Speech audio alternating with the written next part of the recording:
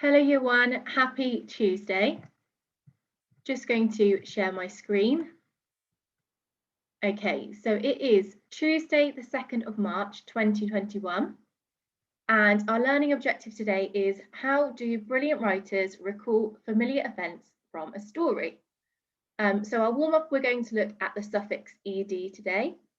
Then we're going to have a little look at our topic words. Then we're going to do a quiz, a story quiz about the enormous turnip. And then we're going to have a go at writing a fact file. So for this lesson, you will need a pencil, a notebook and whiteboard, and your whiteboard pen. So if you pause the video now and go and get those things, and I will see you all in a second. Okay, so warm up today then, we are going to look at the suffix ed. So we looked at the suffix yesterday, and we said that a suffix is a group of letters or one letter that goes at the end of a word and it changes the word's meaning. So when we add ed on the end of a verb, it means that it happened in the past. So for example, if I said jump, and if it happened in the past, it would be jumped. Okay. So this is one of those tricky ones where Trixie does trick us because sometimes it doesn't sound like ed on the end. It doesn't sound like an ed.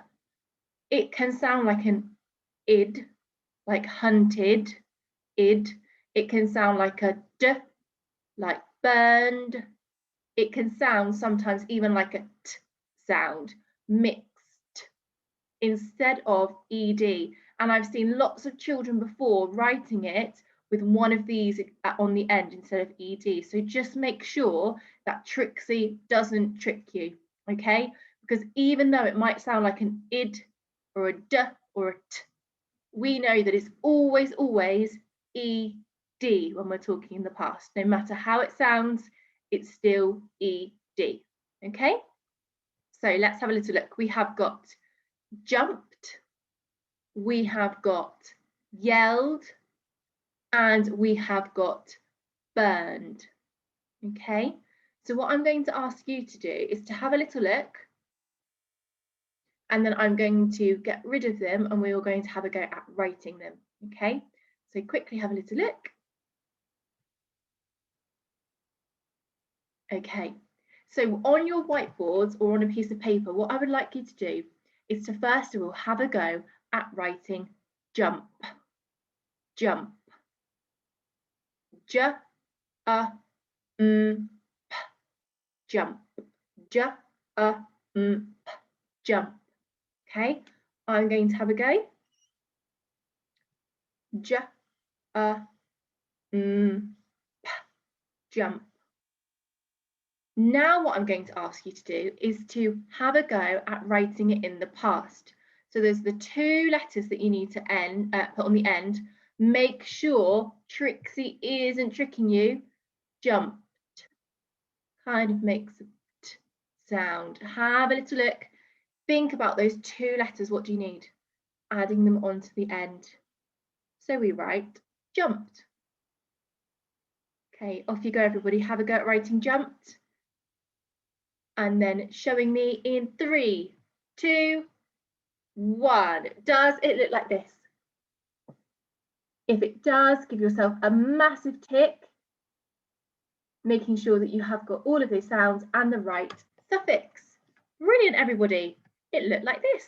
Okay, the next one that we're going to have a go at is yelled, which is another way of saying shouted.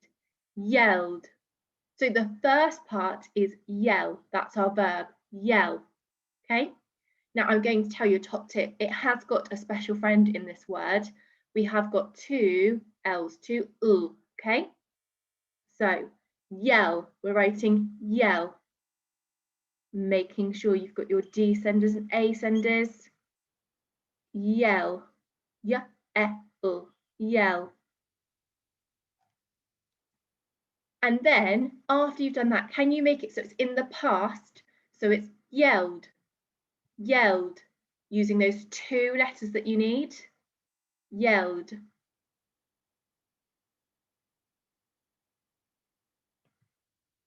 Okay, showing me your whiteboards in 3, 2, 1.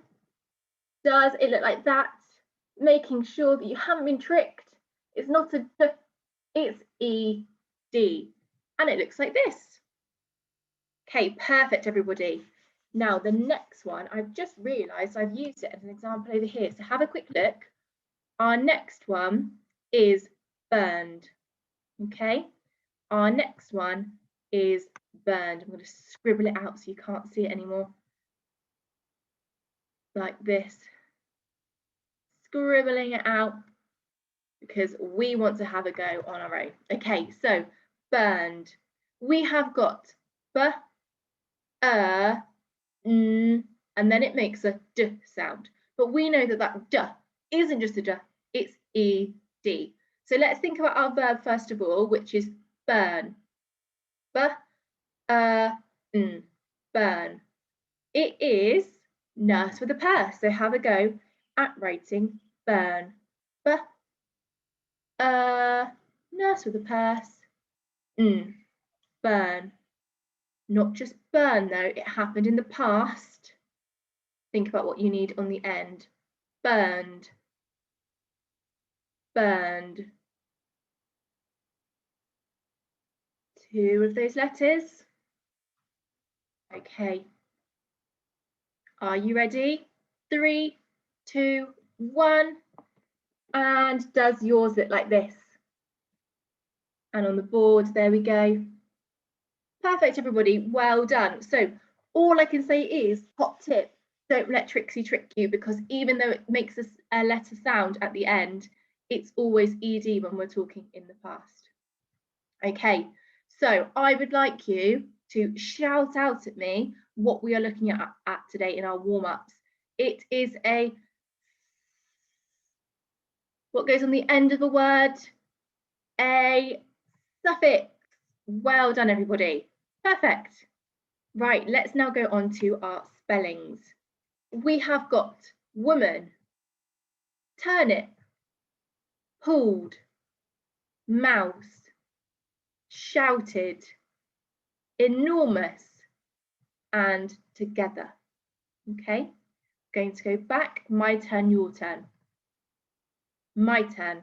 Woman, your turn. Turnip, your turn. Pulled, your turn. Mouse, your turn. Shouted, enormous, together.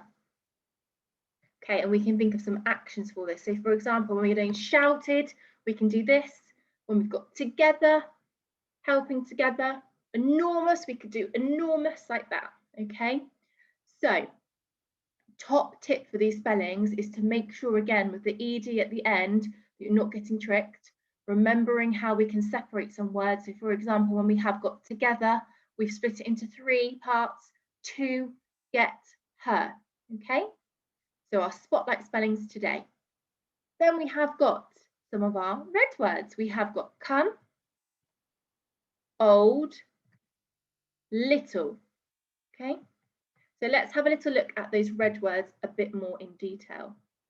So come, old, little. Okay, let's go back. Your turn. Brilliant. Fantastic. Brilliant. Yeah. Okay, so now we're going to have a go at spelling some of these. So for example, with the word come, we have got 4 letters. Okay, and we did learn this with Miss Close a couple of weeks back when we were looking at some as well. Okay, so if we know how to spell some, we will know also how to spell come. Okay, so 4 letters. Have a little look at them. Have a look at come. I'm going to hide it in a second, and I'd like you to have a go at writing it on your board. Okay, right, off you go, everybody, having a go at writing come. So 4 letters. It does start with a curly K. Just just going to tick. Have I got 4? 1, 2, 3, 4 letters. Okay. I'm going to give you 3 seconds. 3, 2, 1. Show me. Brilliant. Did you get curlica? Did you get an O, M, F? C, O, M, E. If you've got that right, give yourself 1 extra tick at the end. Okay, rubbing it off as quick as you can. See if you can beat me. We're going to have a little look at old now. Old. Let's count. How many letters are there in old? 1, 2, 3. There are 3 letters for us to think about. I'm going to write 3 at the top of my board to remind me I need 3. Okay, old, old, old. Can't sound it out, but there are some letters in there that they do sound like they should be in there. So old, old, old. Just the first part that's a bit tricky. Okay, 5 seconds looking.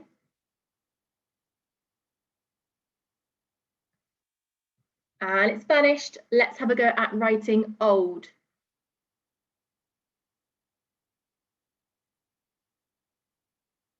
Old. 1, 2, 3. I've got 3 letters. Okay, showing me your boards in 3, 2, 1, and 0. Does yours look like this? Again, if you've got those 3 letters the right way round, you've written old, give yourself another big tick. Perfect. Let's have a look. And the last one is little. Now in here we have got l to start with, it, little. There are 2 T's in there, okay? The tricky part of this, we can actually sound out this word, but the tricky part is that there are 2 T's, and again, just like mouse, where there is a silent E on the end, like little, it has also got that silent E on the end, okay, which makes it into a special friend. So have a little look at little. On my board, I'm going to write 1, 2, 3, 4, 5, 6, to remind you there's 6 letters. You might want to do the ticks ready and have a little look. I have got 2 special friends in there. 3, 2, 1. It's vanished. Have a go at writing it. It. Not going to be tricked though. How many T's do you need? Oh, I've got 1, 2, 3, 4, 5. I've got a missing letter. Let's have a think. That's silent. I know. Okay, showing me in 3, 2, 1. And here we go. Little. Does yours look like this? Again, if it does, big tick on the end. Okay, brilliant, everyone. So we are going to be thinking about today some questions, okay? So when you see a question mark, now you might not have seen this before, but if you have, you can join in this. So tap your nose when you see the question mark. Okay, can you see a question mark? Can you see it yet? Can you see it yet? Okay, brilliant, everybody. So the question mark is this one here. So it's a little curve around, straight down, and then a dot at the bottom, like a full stop. Okay, this is called a question mark, and we need question marks when we are asking a question. So for example, I might say, what is your name? And if I say, what is your name? I'm going to need a question mark at the end. Okay, so if I have a go at writing that on my board, what is your, tricky word, you with an name, A, split A, Okay, what is your name? Now that's a question because I'm asking for a response. So you would say your name back to me. As it's a question, instead of that full stop, I need a question mark. Okay, so I wouldn't have a full stop and a question mark. My question mark is my punctuation. That's all I need. Okay, so you will see lots of these question marks on the next part. So we're going to have a little look at a quiz. And I'm going to ask you some questions about our story last week, The Enormous Turnip. Okay, so you can either say these answers out loud, or you can have a go at writing your answers.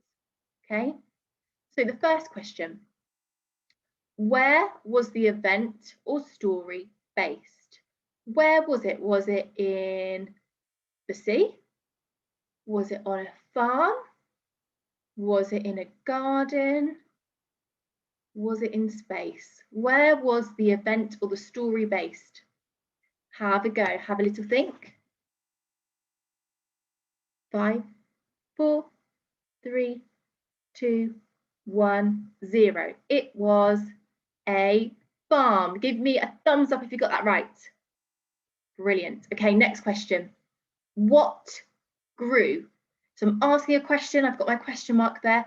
What grew? What were they trying to pull up from the ground? Okay, I can hear somebody telling me the answer. It was a turnip. Okay, fantastic. You're getting so good at these, everybody. Who grew the turnip? Okay, who grew the turnip? Okay, 3, 2, 1. It was the old man. Brilliant, well done. He planted the seeds, didn't he? Next one. Who came to dinner at the end? When they were all celebrating and the old man was really pleased, who came to dinner? Shouting it out. Brilliant, it was everyone. Everyone was invited to dinner because the old man was so pleased and everybody helped him. Next one. When did the turnip pop out? So there were lots of people helping, but what was it that it made it finally pop out? Who was the last person to help? There was a little old lady, the dog, the cat, the boy, the girl, but who was it right at the end that finally helped the turnip come out of the ground? It was brilliant. It was when the mouse helped in the end. Okay, you have all got amazing knowledge of the story. You should be super proud of yourselves. Can you all see that we have got question marks here? Okay, and at the start, you can see that we have got where, what, who again, and when. And these are our question starters. These are our question words that we're going to focus on. So what I would like you to do then is to get a double page. So make sure that you've got 2 pages free. On one side, I would like you to write who and where. And then on the other page, I would like you to write what and when. Okay, so you've got lots of room. And then I would like you to have a go, or asking your adult to help you have a go at writing these questions for you and making sure that there is a gap between them. So our questions are, who grew the turnip? Who came to dinner? So this is our who box. Then we have got where. Where was the event story based? This is our next question. We've got what. What grew? What was the weather like? We've got when, and then we've got when did the turnip pop out? So this is going to be the start of our fact file, okay, where we're collecting our information. So you can have a go at writing the questions yourself, but just make sure you've got lots and lots of room to do some drawing and writing, okay? So pause the video here and have a go at writing this in your book. And then once you have done that, I'm going to tell you what your activity is. So for your green activity, you are going to have a go at drawing pictures for the answers to the questions, and I'll show you what that looks like in a second. If you are doing the amber challenge, you are going to draw pictures for the answers to the questions and add some descriptive captions, so adding some adjectives. For the red challenge, you are going to draw some pictures for the answers to the questions and also add some descriptive captions. And then, as an extra challenge, can you think of 2 more questions to ask about the story? Okay, but remember to use that question mark when you are doing that. So we have got who grew the turnip, who came to dinner, where was the story based, what grew, what was the weather like, and when did the turnip pop out? So for example, for who grew the turnip, we could say, using our descriptive language, a short, elderly man. We could say a determined, kind man, so using those adjectives. You could also say an old, friendly man, okay? So as you can see, I have drawn him here. So if you're doing the green challenge, you're just drawing the pictures. And then for the amber challenge, having a go at writing those captions underneath. Okay, then who came to dinner? So I have written my answer. I have written a sentence. I have said, everyone who helped the old, kind man. Now remember, we're not just saying helped the man. Let's add as much description in there as possible. The old, kind man. And the next part was, where was the event or story based? So my answer here I'm going to write is a welcoming, happy farm. And that's, yeah, for that answer, I'm going to be writing that one. Or I could say it could be a big farm, having a go at describing it however you want. And then having a go at looking at these ones as well. So we've got what, so what grew? We've got enormous turnip, or I could say gigantic turnip, okay? So you can change your adjectives. What was the weather like? I have got sunny, or I have written beaming sun. So have a think about what you think that the weather was like. Use your descriptive language. And then when did the turnip pop out? The farm was filled with cheer.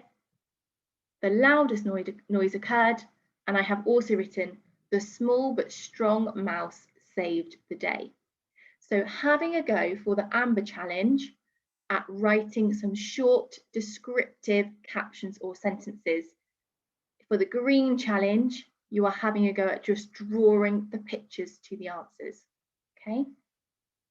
And then if you want to really wow your teachers, having a go at coming up with your own questions and making sure that you're putting them in the right boxes of what, when, where, and who, okay?